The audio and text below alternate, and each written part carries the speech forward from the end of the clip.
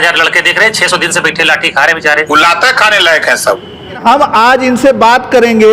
एक नेता हैं ओम प्रकाश राजभर जी, और एक पत्रकार ने जब उनसे सवाल किया कि जो 69,000 शिक्षक भर्ती हुई थी उसमें 6800 जो आरक्षण घोटाला हुआ था उसे लेकर के लगभग 600 दिनों से जो अभ्यर्थी हैं, जो युवा हैं, वो धरने पर हैं और तमाम जगहों पर जाते हैं, मंत्रियों के यहाँ जाते हैं तो उन्हें लाठियों से मारकर भगा दिया जाता है। अभी जो उस पत्रकार ने पूछा कि आखिरकार ये लोग धरने पर आप क्या कहेंगे, तो ये क्या कहते हैं इनका पहले आप सुन लीजिए, मैं ऑडियो आपको सुनाता हूँ, देख लीजिए। 69,000 लड़के देख रहे हैं, 600 दिन से बैठे लाठी खा रहे बेचारे। लाता खाने लायक है सब। कैसे? झंडा जब पीला का नाम झंडा लगा ले और टोपी लगा लेंगे सपा का, और सपा टोपी लगवा के धरना दिलवा रही है, ये जाहिर हो रहा है ना। क्यों टोपी लगा रहे हो किसी दल का? हम नहीं कहते हमारा भी मत लगाओ, उनका भी मत लगाओ। सुन लिया, ये कह रहे हैं उन युवाओं को कि वो लाते खाने लायक है, इस तरीके की भाषा ये नेता है। और ये इस समय जो है जहूराबाद विधानसभा एक पड़ता है गाजीपुर जिले में, वहां से विधायक भी हैं और अभी जो है भाजपा सरकार में ये शामिल हो चुके हैं और कहा जा रहा है जल्द ही मंत्री भी बन जाएंगे। लेकिन आप सोच सकते हैं अगर ये मंत्री भी बन जाएंगे तो कोई बात नहीं, लेकिन इस तरीके की भाषा ये क्यों प्रयोग कर रहे हैं? आप कमेंट करके बताइएगा कि इनको सार्वजनिक रूप से उन युवाओं से, उन अभ्यर्थियों से माफी मांगना चाहिए कि नहीं चाहिए। और हमारे साथ जो समाजवादी पार्टी के नेता हैं, हम इनसे जानना चाहेंगे कि आखिरकार वो टोपी लगा के जब धरना कर रहे थे तो ये देखे थे उनको कि नहीं देखे थे। बहुत बहुत स्वागत है सर, एक बार थोड़ा परिचय बता दीजिए अपना।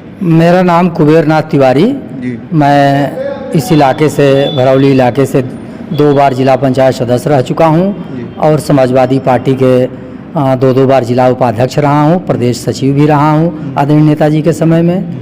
और माननीय अफजाल अंसारी तो हमारे कम्युनिस्ट पार्टी के ज़माने से हमारे नेता रहे हैं और उनके साथ तो हमेशा से लगाव जुड़ाव रहा है, बड़े करीबी रहे हैं और इस समय जो है समाजवादी पार्टी में सक्रिय हैं आप। जी जी जी। अच्छा, ये बताइए कि एक ओम प्रकाश राजभर जी हैं, उनका एक कल बयान आता है कि आखिरकार जो बच्चे हैं जो लगातार धरने पर हैं, उनको वो कह रहे हैं कि वो उसी लायक है, लात खाने लायक है। युवाओं को इस तरीके से कैसे कह सकता है एक नेता? और ये भी वो कह रहे हैं कि वो समाजवादी पार्टी की टोपी लगा के धरना दे रहे थे। आपने कभी देखा है इस तरीके का जो टोपी लगा के धरना? माननीय ओम प्रकाश राजभर जी अपने इस तरह के हरकतों के लिए वो जाने जाते हैं। कभी ऐसा नहीं हो सकता है कोई बेरोजगार नौजवान अपने हक हकूक की लड़ाई, जो लोकतंत्र में हमें बाबा साहब भीमराव अम्बेडकर ने अधिकार दिया है, उस अधिकार के तहत धरना प्रदर्शन करने का अधिकार है, अगर वह कर रहा है तो ऐसा कभी नहीं कर सकता है।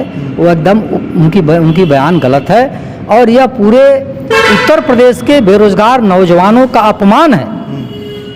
अगर मीडिया को इस बात को जनता के बीच में उछालना चाहिए, ये बेरोजगार नौजवानों का और नौजवानी का अपमान है, इस पर तो ओम प्रकाश राजभर जी को माफ़ी मांगनी चाहिए। एकदम सरासर गलत बयानी उनका है।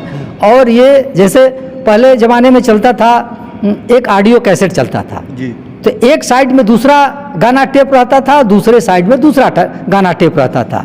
जब टेप को पलटते थे तो दूसरा गाना बजने लगता था। तो वही ओम प्रकाश राजभर जी हैं, जब समाजवादी पार्टी में रहते हैं तो इनका दूसरा टेप बजता है। तब ये कहते हैं कि जोगी जी को हम उस जगह भेजेंगे जहाँ भीख मांगने की ट्रेनिंग दी जाती है। जोगी जी को कभी ललका पियर का सांड कहते हैं।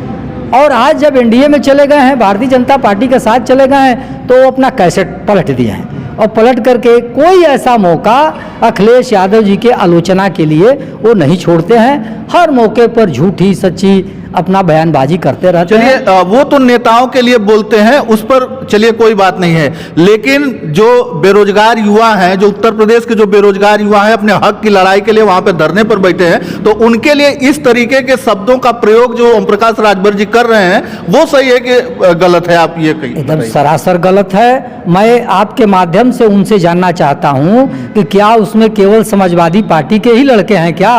क्या उसमें केवल यादव ही उस बेरोजगार फौज में है? उसमें हर जात के, हर धर्म के नौजवान उसमें 59,000 भर्ती वाले में, जिसमें आरक्षण घोटाला हुआ था, आरक्षण के नियमों का उल्लंघन किया गया था, उसमें हर जात के लड़के हैं। उसमें राजभर के भी लड़के होंगे। राजभर समाज के भी लड़के हैं, सवर्ण समाज के भी लड़के हैं, हर जाति धर्म के लड़के उसमें हैं। और उन तमाम बेरोजगार नौजवानों का और उनके नौजवानी का ये अपमान हुआ है और इसकी घोर निंदा की जानी चाहिए। और इसके लिए माननीय ओम प्रकाश राजभर जी को इन बेरोजगार नौजवानों से माफ़ी मांगना चाहिए। अगर ऐसा नहीं करते हैं तो यही बेरोजगार नौजवान जब वो चुनाव लड़ने आएंगे तो उस चुनाव में उनको सबक सिखाने का काम करेगा। और तमाम तरीके से अगर वो नेताओं पर कटाक्ष करते हैं तो चलिए कोई बात नहीं, आप कहते हैं कि वो राजनीतिक जुमला उसे कह देते हैं। जैसे ही दूसरी पार्टी में जाते हैं तो उनसे सवाल किया जाता है कि आप उस नेता को तो इस तरीके की भाषा बोले थे, वो कह देते थे वो तो राजनीतिक जुमला है, वो चुनाव जीतने के लिए कहा जा सकता है।